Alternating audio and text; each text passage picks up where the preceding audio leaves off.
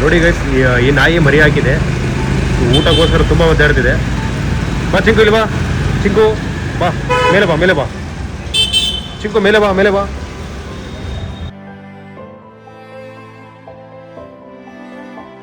ಬಾ ಚಿಂಕು, ಬಾ ಚಿಂಕು, ಪಾಪ ಇಲ್ಲಿ.